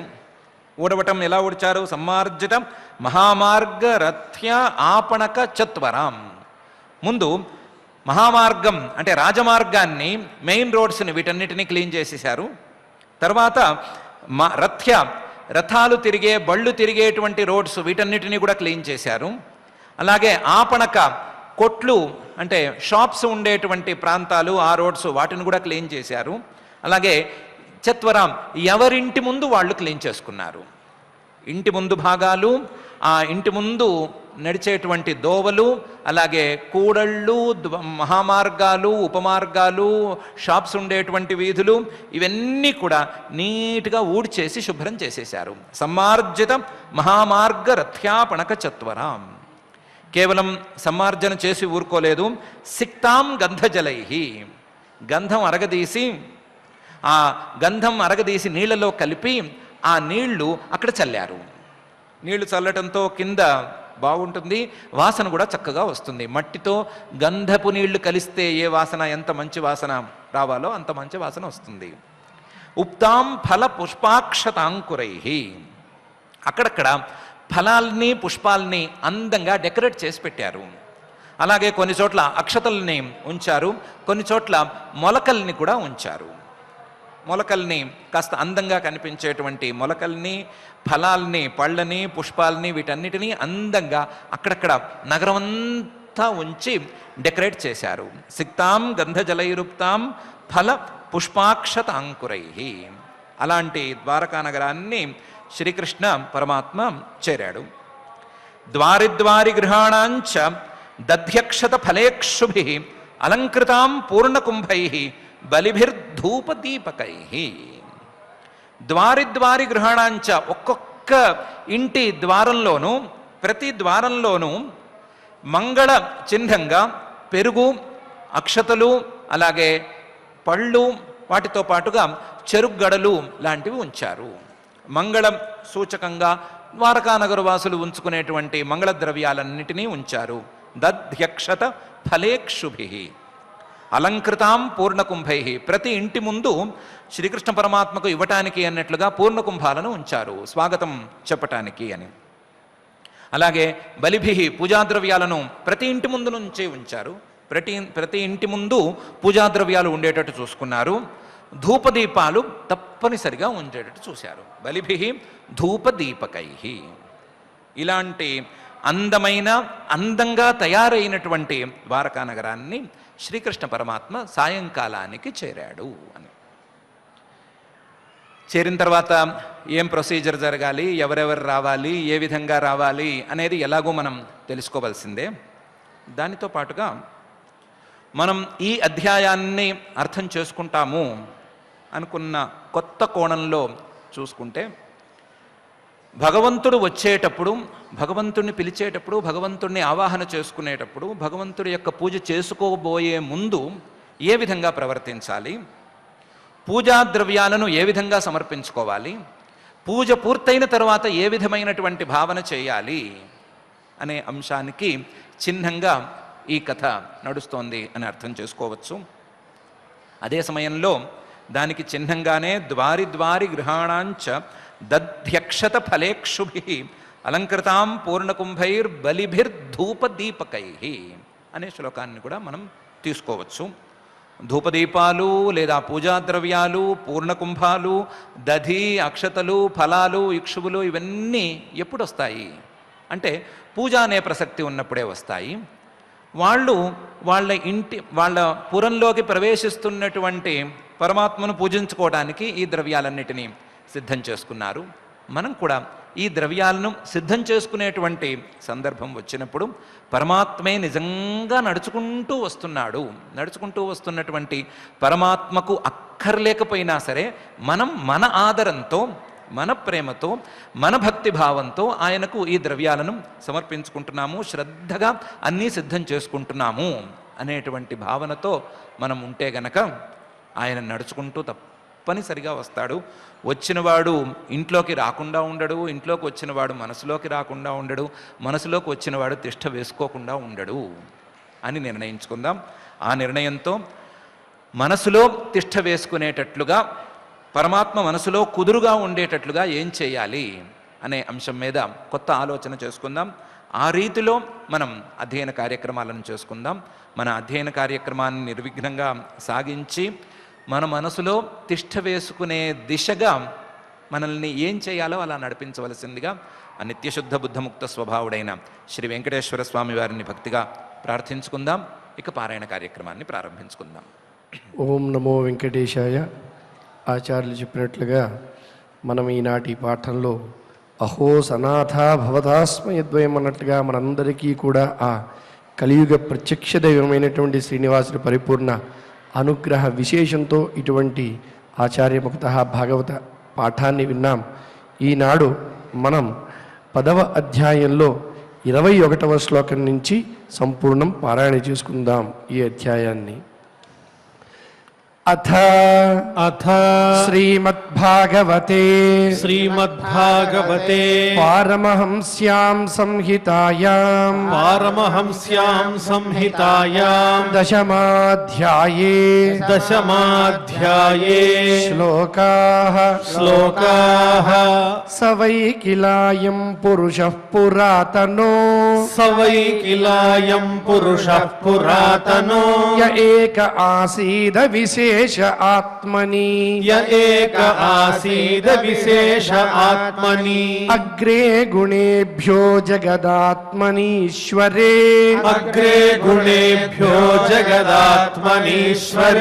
నిమీలితాత్మన్నిషి సుప్తశక్తిషు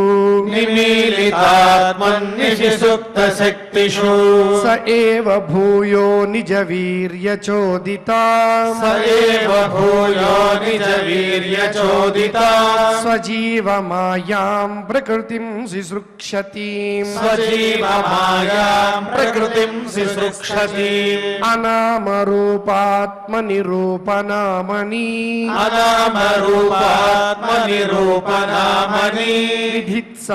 విధిత్సమానోనుససార శాస్త్రకృత్ సవా అయం యత్పదమత్ర సూరయో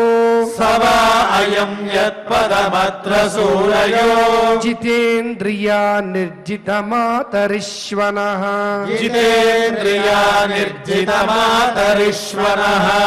పశ్యంతి భక్త్యుత్కలితామలాత్మనా నన్వేష సత్వం పరిమార్ష్టుమర్హతి సవా అయం సఖ్యనుగీత సత్కథో వేదేషు గుహ్యేషు చ గుహ్యవాదిభిః య ఏక ఈశో జగదాత్మలీలయా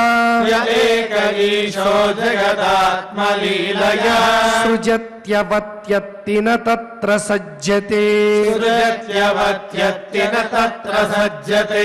యదా హ్యధర్మేణ తమోధియో నృపాః జీవంతి తత్రైష హి సత్వతః కిల ధత్తే భగం సత్యమృతం దయాం యశో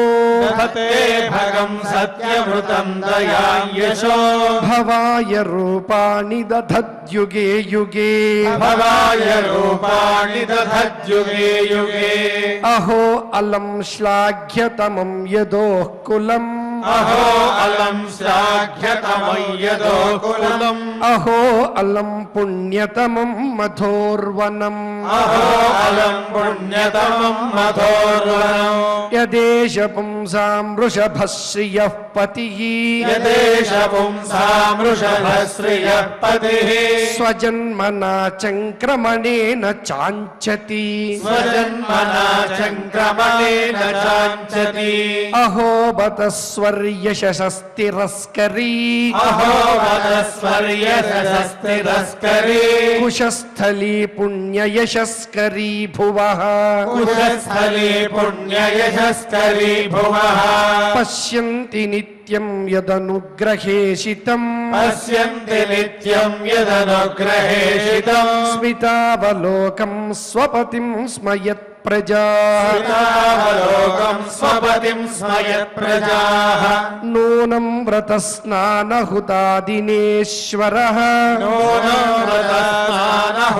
వ్రతస్నానహుతాదినేశ్వరः సమర్చితో హ్యస్య గృహీతపాణిభిః సమర్చితో హ్యస్య గృహీతపాణిభిః పిబంతి యా సఖ్యధరామృతం ముహుః పిబంతి యా సఖ్యధరామృతం ముహుః వ్రజస్త్రియः సమ్ముముహుర్యదాశయాః ప్రజస్త్రియः సమ్ముహుర్యదాశయాః యా వీర్యశుల్కేన హృతా స్వయంవరే యా వీర్యశుల్కేన హృతా స్వయంవరే ప్రమథ్య చైద్య ప్రముఖాన్ హి సుష్మిణః ప్రమథ్య చైద్య ప్రముఖాన్ హి సుష్మిణః ప్రద్యుమ్న సాంబాంబసుతాదయో పరాః ప్రద్యుమ్న సాంబాంబసుతాదయో పరాః యాశ్చాహృతా భౌమవధే సహస్రశః యాశ్చాహృతా భౌమవధే సహస్రశః ఏతాః పరం స్త్రీత్వమపాస్తపేశలం ఏతాః పరం స్త్రీత్వమపాస్తపేశలం నిరస్తశౌచం బత సాధు కుర్వతే నిరస్తశౌచం పద సాధు కుర్వతే యాసాం గృహాత్ పుష్కరలోచనః పతిః యాసాం గృహాత్ పుష్కరలోచనః పతిః న జాత్వపైత్యాహృతిభిర్హృది స్పృశన్ న జాత్వపైత్యా హృదిభిర్హృది స్పృశన్ ఏవం విధా గదంతీనాం ఏవం విధా గదంతేనా సగిరః పురయోషితాం సగిరః పురయోషితా నిరీక్షణేనాభినందన్ నిరీక్షణేనాభినందన్ సస్మితేన యయౌ హరిః సస్మితేన యయౌ హరిః అజాతశత్రుః పృతనాం అజాతశత్రుః పృతనా గోపీథాయ మధుద్విషః గోపీథాయ మధుద్విషః పరేభ్యః శంకితస్నేహాత్ పరేభ్యః శంకితస్నేహాత్ ప్రాయుంక్త చతురంగిణీం ప్రాయుంక్త చతురంగిణీం అథ దూరాగతాన్ శౌరిః అథదూరాగతాన్ శౌరిః కౌరవాన్ విరహాతురాన్ కౌరవాన్ విరహాతురాన్ సన్నివర్త్య దృఢం స్నిగ్ధాన్ సన్నివర్త్య దృఢం స్నిగ్ధాన్ ప్రాయాత్ స్వనగరీం ప్రియైః ప్రాయాత్ స్వనగరీం ప్రియైః కురుజాంగల పాంచాలాన్ కురుజాంగల పాంచాలాన్ శూరసేనాన్ సయామునాన్ శూరసేనాన్ సయామునాన్ బ్రహ్మావర్తం కురుక్షేత్రం బ్రహ్మావర్తం కురుక్షేత్రం మత్స్యాన్ సారస్వతానథ మత్స్యాన్ సారస్వతానథ మరుధన్వమతిక్రమ్య మరుధన్వమతిక్రమ్య సౌవీరాభీరయోః పరాన్ సౌవీరాభీరయోః పరాన్ ఆనర్తాన్ భార్గవోపాగాత్ ఆనర్తాన్ భార్గవోపాగాత్ శ్రాంతవాహో మనాగ్విభుః శాంతబాహో మనాగ్విభో తత్ర తత్ర తత్ర తత్రత్యైః తత్ర తత్ర తత్రత్యైః హరిః ప్రత్యుదదార్హణః హరిః ప్రత్యుద్యతార్హణః సాయం భేజే దిశం పశ్చాత్ సాయం భేజే దిశం పశ్చాత్ గవిష్ఠో గాం గతస్తదా ప్రవిష్టోగాం గతస్తదా ఇతి ఇతి శ్రీమద్భాగవతే శ్రీమద్భాగవతే పారమహంస్యాం సంహితాయాం పారమహంస్యాం సంహితాయాం దశమోऽధ్యాయః దశమోऽధ్యాయః. పారాయణ కార్యక్రమాన్ని భక్తి శ్రద్ధలతో పరిపూర్ణం చేసుకున్నాం. ఇప్పుడు చక్కని అన్నమాచార్య కీర్తన శ్రవణం చేద్దాం. శ్రీ జి శ్యాంబాబు గారు అన్నమాచార్య ప్రాజెక్టు నుంచి ఇవి చేశారు. కేశవనారాయణ కృష్ణ గోవింద ముకుంద అనే కీర్తన శ్రవణం చేద్దాం.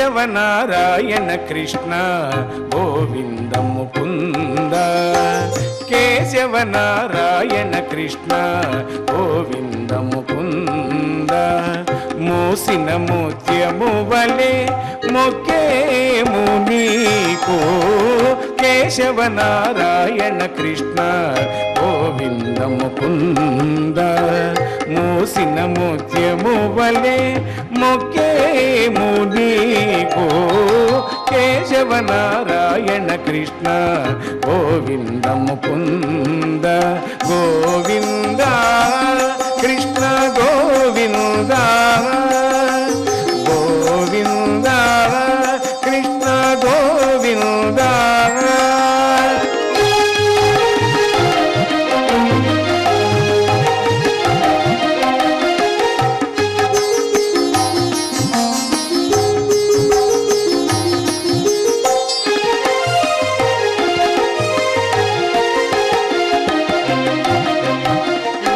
నిమ్మి చక్రాయుధుడవు నీవు కలవటుగాన పమ్మి మాకు నిన్నడును భయమే లేదు నిమ్మి చక్రాయుధుడవు నీవు కలవటుగాన పమ్మి మాకు నిన్నడును భయమే లేదు ఇమ్ముల లక్ష్మీపతివి ఏలికవైతివి గాన ఇమ్ముల లక్ష్మీపతివి ఏలికవైతివి గాన సమ్మతి మాకు సర్వ సంపదలు కలవు ఇమ్ముల లక్ష్మీపతివి ఏలికవైతివి గాన సమ్మతి మాకు సర్వ సంపదలు గలవు కేశవనారాయణ కృష్ణ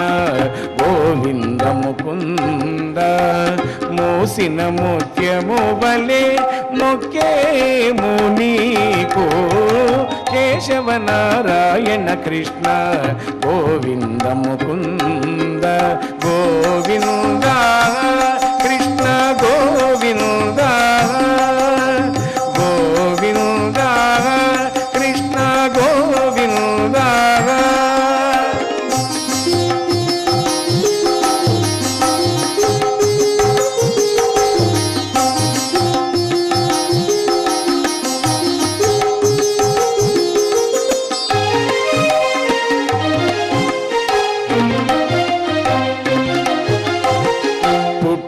పుట్టించిన వాడవు భూధవుడవటుగాన దట్టముగా నిల్చగా పదస్థుడనేను పుట్టించిన వాడవు బోధవుడవటుగాన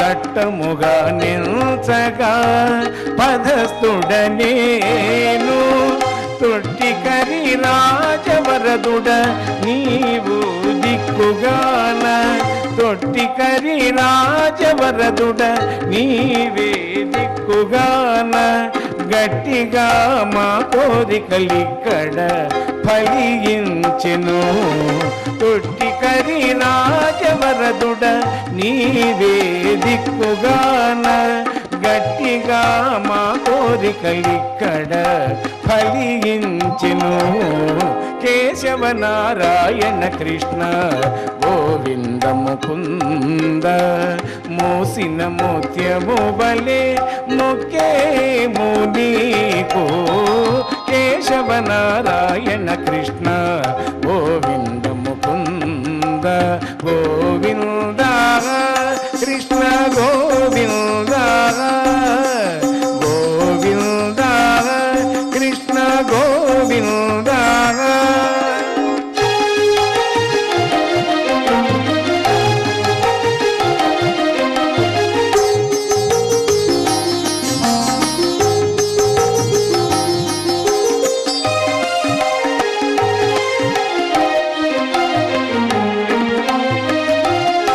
గురువవు గొల్లలకు గోవిందరాజవుగాన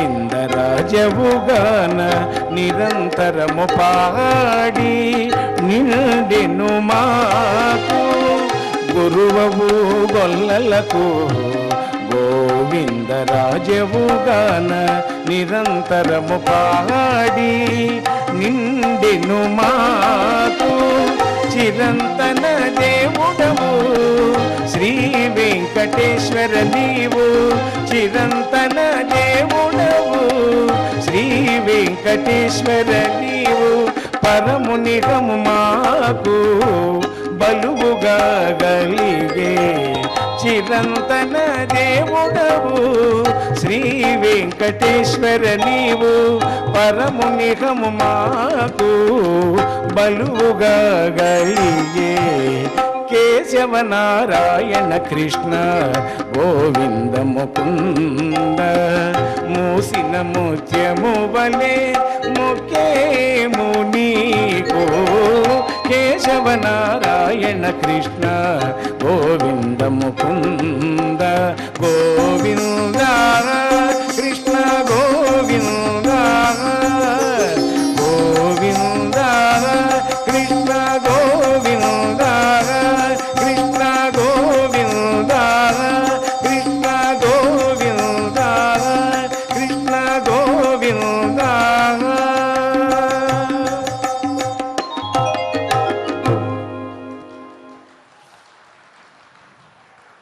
గోవిందుని చక్కని కీర్తన మనం శ్రవణం చేశాం. ఇప్పుడు అందరం కలిసి క్షమా ప్రార్థనాదులు పలుకుదాం. అథ క్షమా ప్రార్థన యదక్షరపదభ్రష్టం మాత్రాహీనం చ యద్భవేత్ తత్సర్వం క్షమ్యతాం దేవ నారాయణ నమోస్తుతే. అథ భగవత్సమర్పణం కాయేన వాచా మనసేంద్రియైర్వా బుద్ధ్యాత్మనా వా ప్రకృతే స్వభావాత్ కరోమి యద్యత్ సకలం పరస్మై నారాయణాయేతి సమర్పయామి. అథ లోకక్షేమ ప్రార్థన సర్వే భవంతు సుఖినః సర్వే సంతు నిరామయాః సర్వే భద్రాణి పశ్యంతు మా కశ్చిద్ దుఃఖభాగ్ భవేత్. అథ మంగళం శ్రియః కాంతాయ కళ్యాణ నిధయే నిధయేర్థినాం శ్రీవేంకట నివాసాయ శ్రీనివాసాయ మంగళం.